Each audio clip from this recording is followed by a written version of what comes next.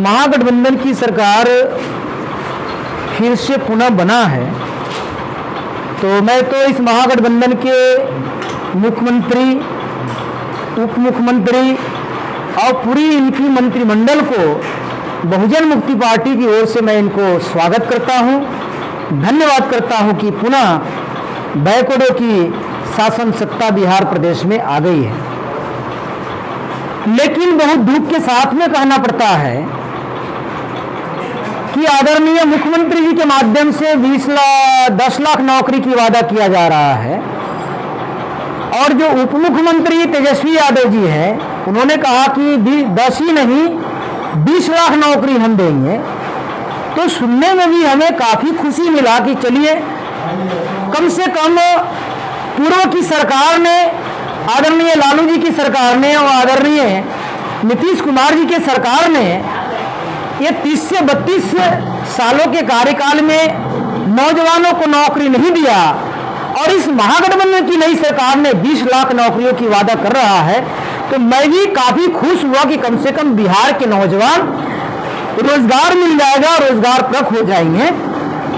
लेकिन दुख इस बात की मुझे हुई कि नौकरी मांगने वाले युवाओं ने, नौजवानों ने जब मोर्चा निकालकर मुख्यमंत्री और उप मुख्यमंत्री की घोषणा करने के बाद जब पटना आए और पटना आकर कहे कि भाई आपने नौकरी करने के लिए, नौकरी देने की वादा किया है और हम लोग डिग्री लेकर के 7 साल से 8 साल से उम्र एक्सपायर हो रहा है, उम्र बीतते जा रही है, हम लोग को नौकरी अगर देना है तो जल्दी दिया जाए। तो जो लोग नौकरी मांगने के लिए आए तो ये सरकार ने इतनी बेरहमी से लाठियां चलवाई है पुलिसों के द्वारा कि लोग को सर फटा, किसी को हाथ टूटा, किसी को पैर टूटा। बेरहमी से जैसे गुंडों को पिटाई किया जाता है, आतंकवादी माओवादी को पिटाई किया जाता है, ऐसे इस बिहार प्रदेश में नौकरी मांगने वाले नौजवानों को गुंडे अपराधियों की तरह जो ये सरकार की सारे पर पीटा गया प्रशासन के द्वारा, यह बहुत निंदनीय है। और बहुजन मुक्ति पार्टी ऐसी घटना को बहुत शर्मसार घटना घोषित करती है और मैं निंदा करता हूं इस महागठबंधन के सरकार के नीतियों को कि आप एक तरफ नौकरी देने की बात करते हैं और दूसरी तरफ नौकरी मांगने वाले लोगों को आप प्रशासन को आदेश और निर्देश देकर के पिटाई करवाते हैं जैसे आतंकवादी को पीटा जाता है। यह सरकार की कथनी और करनी में बहुत ही ज्यादा अंतर मिल रहा है। अब ऐसे में जो विपक्षी लोग हैं वो विपक्षियों को आप अवसर और मौका दे रहे हैं आपको विरोध करने के लिए, यह बहुत शर्मनाक बात है। मैं अपील करता हूं मुख्यमंत्री जी से कि आपने अगर नौकरी देने की वादा किया है तो आपने कथनी में तो सही लग रहा है, करनी सही नहीं लग रही है। आप नौकरी दीजिए, नौकरी नहीं दे सकते हैं तो बिहार के बेरोजगारों को, पढ़े लिखे नौजवानों को आतंकवादी और गुंडों की तरह आप पिटाई नहीं करिए।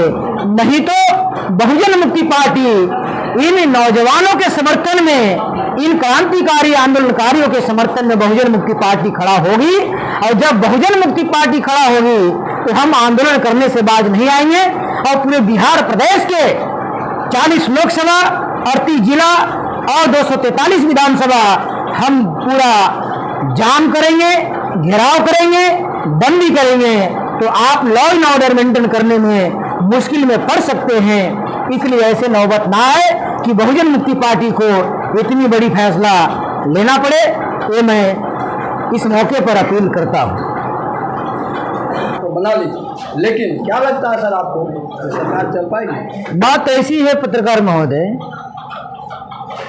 कि बिहार में अगर हम नीतीश कुमार जी की बात करें, बिहार में अगर आदरणीय लालू जी का बात करें, पासवान जी अब हमारे बीच नहीं हैं, उनके सुपुत्र हैं, उनके भाई हैं, तो बिहार में जो प्रतिस्थापित नेता आपके नजरों के सामने, हम लोगों के नजरों के सामने दिखाई दे रहे हैं, जो इनकी बयान बदलते रहती है, इसका मौलिक कारण यह है कि इन लोगों के पार्टियों की कोई उद्देश्य ही नहीं है, उद्देश्य विहीन, नीति विहीन, विचारधारा विहीन।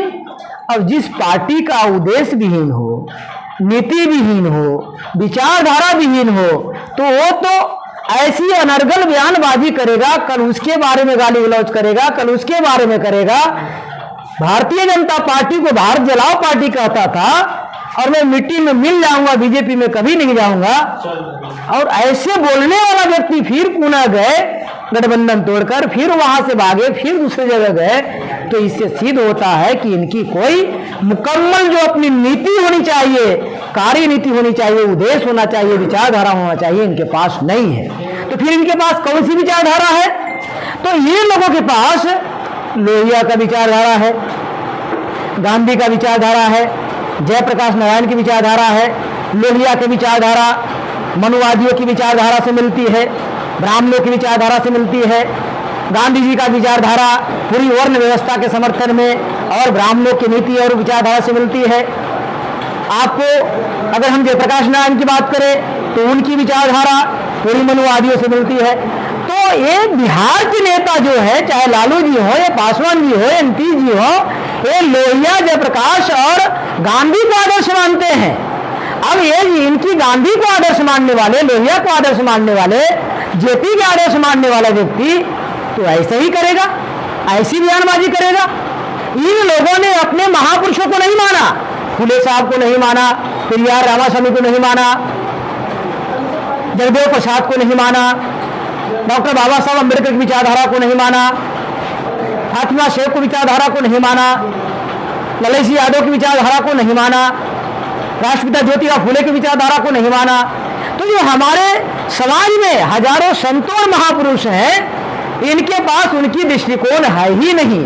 तो ये दृष्टिविहीन लोग हैं। तो जो समाज का नेता दृष्टिविहीन होगा, उद्देश्य विहीन होगा, उसका प्लेटफॉर्म ऐसा ही होगा, कल उसके बारे में गाली देगा और फिर कल जाकर उसी के साथ में बैठेगा। लेकिन अब ऐसी परिस्थिति में नेताओं के चरित्र से तो जनता वाकिफ हो गई है। अब जनता को ऐसे समय में बहुत बड़ी फैसला लेने की जरूरत है, क्योंकि ये नेताओं की चरित्र इतनी गंदी है कि कल क्या बोलता है, आज क्या कर रहा है।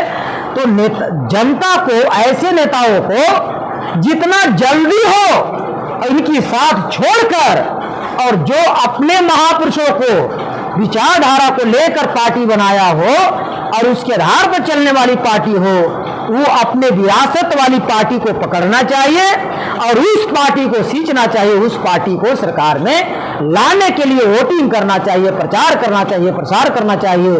नहीं तो ये हमारे लोगों को नेता जैसे अपने गुमराह है, वैसी जनता को गुमराह करके बेचते रहेगा और धोखा देते रहेगा। धोखा देने के अलावा इनके पास कोई विकल्प, कोई रास्ता दूर दूर तक नजर नहीं आता है।